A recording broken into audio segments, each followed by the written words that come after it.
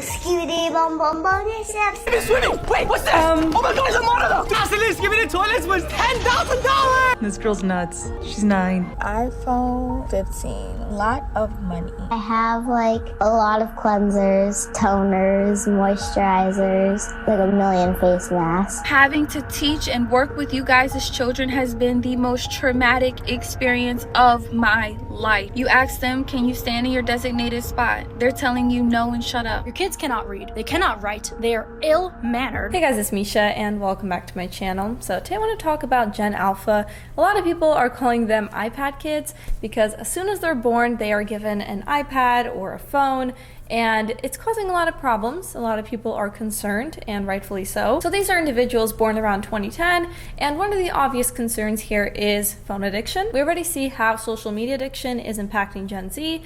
For example, self-esteem, a bunch of mental health issues, also physical issues. You got eye strain, you got, the blue light you're constantly looking at, causing problems with sleep. The list goes on, and if Gen Z is suffering this much from their phones, I can't even imagine how difficult it's going to be for Gen Alpha. If adults are struggling with things like phone addiction, right, then how are we expecting children to limit their screen time? So that's what we're going to talk about today. I also want to look into what these kids are actually watching. But before we begin, please make sure you are subscribed and have hit the notification bell so you don't miss any of my videos. When my friends would come over and we would all hang out, we had to rely on our imagination. Okay, we had these games with these complex characters. We pretended we had superpowers. We spent most of our time outside, and we didn't have phones. I think I had an iPod at one point when I was like 8 years old, and I thought it was the coolest thing. But other than that, again, we had to rely on our imagination for entertainment. I saw this one TikTok in the car when you're a child looking at the raindrops on the window, or what I would do a lot is look at the sky and try to find different shapes or faces in the clouds, anything. Even though we have all these kids now with iPads and constantly listening to something or looking at something, there were many times when it would just be silent, right? And we were left alone with our thoughts, and I think that that's a really good thing. I think everyone needs that time when they aren't listening to anything or looking at anything. And even now, as adults, I think a lot of us struggle with that because of phone addiction, where we are always listening to a podcast or some music, or it doesn't matter where you are, right? If you're cleaning or in the shower, I feel like a lot of us are constantly looking at something or listening to something. What's your screen time? 6 hours and 23 minutes. What's yours? 9 hours. 12 hours. Oh! Spent 6 hours scrolling on TikTok. Playing these sorts of games on whatever device. Probably around 6 hours a day. 6 hours a day? Yeah. How old were you when you started gaming? About 3 years old. You were about 3 years old? Yeah, Dad was a very big gamer, and it just kind of got me into it at a young age, and I've been addicted ever since. And we're not looking at our phones. I think those are the times when we can solve problems, we can be creative, come up with new ideas, and this constant multitasking is not good for your brain. Okay, that could negatively impact your cognitive performance. You could make more mistakes. Your brain is not meant to perform so many different tasks at the same time, constantly shifting your attention from one thing to another. This is causing children to be less creative nowadays and also less appreciative of nature. We had these family friends over recently, and they have a daughter. She's about 8 years old, and we were with her outside. We were trying to keep her busy, and we were trying to show her the bunny. Me, at 8 years old, if I saw a bunny, I would think that's pretty cool. I don't know about you, but that would be pretty cool. I swear, this child she did not care in the slightest. All she cared about was getting back to her iPad. She has an iPad, she has an iPhone, nothing can compete with that. And I guess we are the last generation to have had that kind of childhood, which is really sad because we didn't have even that temptation, because it's a very addicting thing. These kids are looking at these really vivid colors and bright lights and sounds and a different frame every 2 seconds. It's terrible for the developing mind, for the attention span of these children. And of course, the people that make it, they don't care. They want them watching. And so they create these shows that are actually absolute brain rot, not really educational at all. Now, don't get me wrong, when I was a kid, I wasn't just watching educational shows or movies. I was watching SpongeBob, I was watching all that stuff. But when you're giving a toddler an iPad whenever they are upset or bored, and that's what they're watching 24/7, I mean, that's a problem. There's a speech delay, children are having trouble focusing, especially at school, and I can't imagine even how these teachers are dealing with these children, because how are you supposed to keep them entertained when they're used to what they're seeing on the iPad? This is my folder of crying teachers, and they are confused and frightened by the behavior of Gen Alpha. They're saying Gen Alpha is defiant, aggressive, disrespectful, and rude. Having to teach and work with you guys as children has been the most traumatic experience of my life. They don't respect any authority. You ask them, can you stand in your designated spot? They're telling you no and shut up. I teach 7th grade. They are still performing on the 4th grade level. You need to ask millennials, why are your kids so awful? And more importantly, why do you think it's so funny? Your kids cannot read. They cannot write. They are ill-mannered. And even playtime, right? I mean, Legos can't compete with that. Barbies or toy trucks can't compete with that. And soon, friendships, like in real life, won't be able to compete with your AI friend. I mean, we already see this happening with adults and these AI girlfriends and boyfriends. Now, we see these temper tantrums that these kids throw when their parents try to take the iPad away. But we've seen that kind of behavior for a very long time, especially with video games. And it's scary. It's actually terrifying. It's a situation that no parent wants to deal with. I'd probably be playing about 14 hours if it was my choice. Gaming addiction is real and is so widespread. 3 months ago, the World Health Organization declared it a disease. I kind of miss having like friends to go out with and all that, but I got friends online. And what makes you unhappy? Everything really. Because when I play games, I don't really have to think about anything. We've had to call the police before. I have been headbutted, I've had concussion. I've been bitten, black and blue, all up and down my arms. I can't hold him back now. He's my height, so I can't physically restrain him. An addiction is when you know something is bad for you, but you just can't stop. For very young children, it can be very difficult to develop a sort of healthy relationship with these video games from what I've seen. Logan has refused to go to school for the last 2 years. One mother has to leave the plate of food for the child at the door. She's not allowed into his room at all. In the home environment, if there are guidelines, if there are rules, but there are no real-life consequences, the child works out very quickly what they can get away with. My son's so fussy and doesn't like the taste of plain water. What? We found another solution, water cooler and Prime. He doesn't even have to go out of his room to get a drink. Say psych right now. There's no way. My morning routine as a small content creator.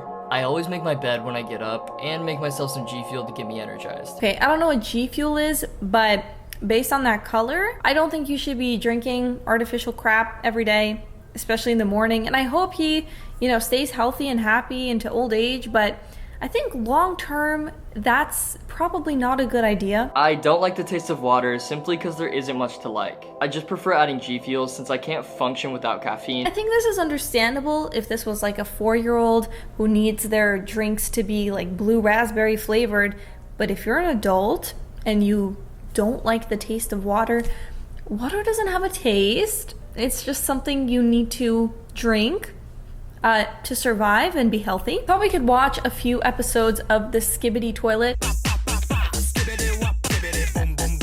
They have their own language when you think about it. There are a bunch of new words that they say and like memes, I guess. I don't know. Level 5 got Riz, Livy done rizzing up baby Gronk, Ice Spice What the Dog Doing, Skibidi Toilet in real life only in Ohio, We Go Jim's Creatine Alpha Sigma Kadebor. This is the latest episode. I guess it's a show.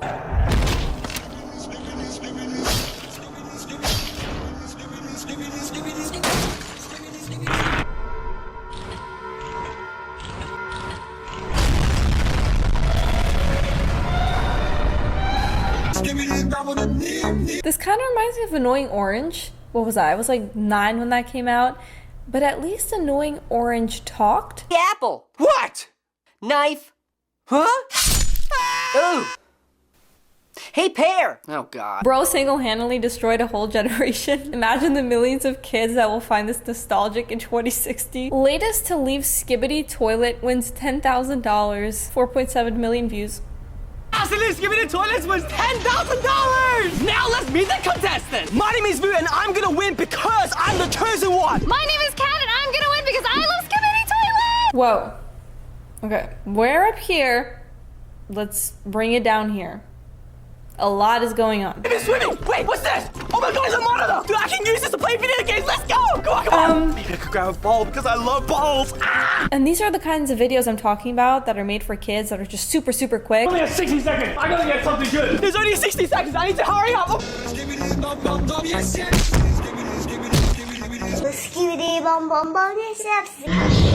I think it's totally fine to watch something silly like this every now and then, but when parents aren't raising their children and Skibidi Toilet is raising them, or Coco Melon is raising them, that's a problem. We can't blame the kids because it's obviously the parents' responsibility.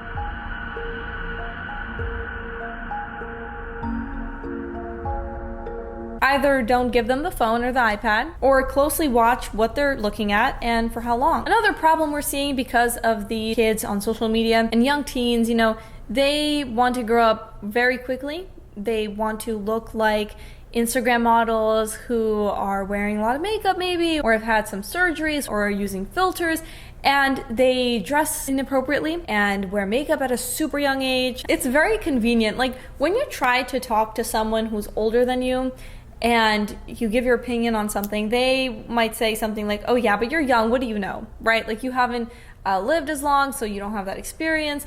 And then when you try to say something to someone younger than you, they'll be like, oh, okay, but you're old, you just don't get it. Now, listen, now I'm old, okay? So I actually should be totally fine with 13-year-olds trying to dress like they're 30. That's totally fine, guys, because I'm just not with the times. This is concerning. Some examples of things that she put on her Christmas list this year. I don't know what this is, but I don't own anything like this for $42. This girl's nuts. She's 9. Oh, hell no. $85. If you're this young and looking into skin tightening products. Show of hands for who has skincare on their Christmas wish list. I have like a lot of cleansers, toners, moisturizers, like a million face masks. I have a lot of stuff.